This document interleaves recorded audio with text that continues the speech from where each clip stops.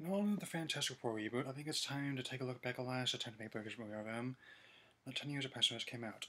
Let's open that 2005 Fantastic Four and see what superhero was like in W what wasn't Batman Begins when returns for core Spider-Man and X-Men movies. Given how we were still trying to shake off many campy elements of the genre, some still hunted him for a Marvel film on studio. Let's see how many cliches we can spot in the opening scenes. Most image character main villain characters dismissed as submissive and being large in life. Check. Main characters get funding villain to like with their own capital. Check. Ex-girlfriend main character dating main villain because of commitment issues. Check. But the female lead introduced on a motorcycle to rocket shows with Billis. Check. That's at least 4 before they even get exposed to cause of race. Seems very quaint to the Age of Ultron, doesn't it? So that seems to set up for Reed Richards, played by Ian Grufford, Ben Green, played by Michael Chiklis, Susan Storm, played by Jessica Alba, and Dan Stone, played by Chris Evans. And a smaller word, Iron Man is now Captain America. It's also Lucas Lee and was Cage in 2017 TMNT movie. Amazing how many superhero films can also be screened 60 reviews of Kevin Bacon. Everyone is taken to space station as comic event draws near, and Victor Von Doom, played Julian McMahon, is ever eager to take things further with Sue. Also, thermostat description of Sue's vagina side. I also noticed the head to fit the most common superpower on Sue as well. Also, I know that every science fiction film to us could be like Star Wars Revenge of the Sith, so seeing how much things have changed in 10 years. Super sold $100 million. Fox able to get left to a set from Stark Enterprise, and set number stars from various FX shows at the time. This runs are taking place much sooner than expected, and its station can't contain a raise. Things are taking Doom's hospital in that area for change reference in most fantastic ways. Reed Richards is elastic, Sue can fade from sight. Johnny is a human torch, a thing just loves to fight. The cartoon had a really catchy theme, still in my head to this day. As I'll go back to New York, it helps keep you on the good edge.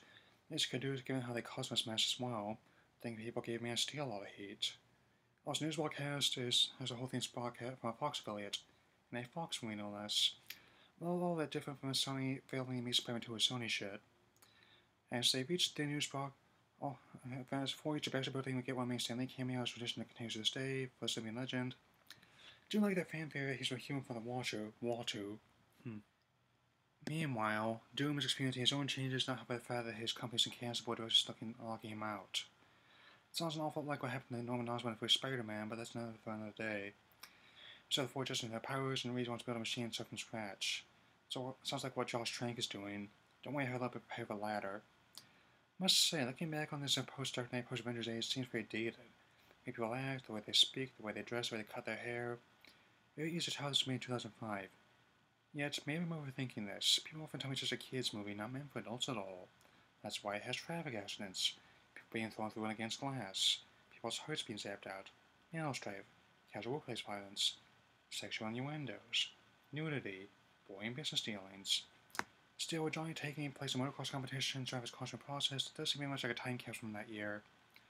Even though Trank is planning on putting out the usual Black Swan and stuff like Batman and X-Men, has confirmed that going to play Blue to Death 4 on them later. I even get into a fight once in product placements to help fund this picture. How many of you feel hungry for a flame for a wall at Burger King? Presumably they've watched only when they do ice cold Mountain Dew Code Red. Instead, Ben goes to have a drink deal with his life, leaving him with his transformation. Actually, rebounds a blind black woman named Alicia, played by Kerry Washington. Interesting. The man who's under the illusion that Kevin Hart is funny actually had a tight handle touch subject in relationships in a superhero movie. Of course, as denouement draws closer, we get even more usual cliches of time. Being cancer being in their relationships, not having enough resources, getting their roles, even they did monetizing the image and cheap merchandise. Iron Man 2 is looking very good right now, isn't it? Naturally, Doom decides to take advantage of the situation by playing Ben and capturing Reed. Well, he puts on his mask and starts making all these quips at Reed. Then, see when she confronts him, he's just one degree away from Arnold Schwarzenegger as Mr. Freeze and most cartoon supervillainy. It's further compounded by the thing crashing through the wall and declaring its clobbering time. Only they missed the Hasbro logo from Johnny's Arena put up here. So, with Johnny deflecting a heat-seeking missile on a garbage scow, the non-Kevin 2 hours live action movie climax makes it obvious that New York City looks no way like Canada. Combined might the force top Dr. Doom, and of course we celebrate the victory with drinks and hearing some bad pop music. Yet that's not all. With that to answer, get seen in the next movie as Dr. Doom was trapped alive to be shipped out to that area. Be that as it may, the second Fantastic Four is what Hughes referred to as an unintentional period piece. That when in the course of one viewing, or even the first few scenes, you couldn't tell when it was made. Even so, essentially most superhero films for plays prior to that point thrown in a blender, there's a basic elements of Fantastic Four to identify as such. Batman, Superman, Spider-Man, and X-Men also have equipped by attempts over this piece. One of the key reasons why trying is making him more of an editor established differential for his characters. One of two movies inspired Kevin Feige set Marvel Cinematic Universe, rather being Ghost Rider, which I may look into sometime. I may not have found it as bad as others said, it's definitely a product of its time though. While the early Batman, Superman, Spider-Man, X-Men films may have an era that still hold considerable appeal how the audience containing influence continues to be a major part of the subsequent films feature them, but the industry as a whole. About 10 years ago on my side, say it's time to give 4 another go. Finally, 2.5 stars out of 4. Depending on when I see a reboot, I will also look at a sequel, Rise of Silver Surfer. Bang.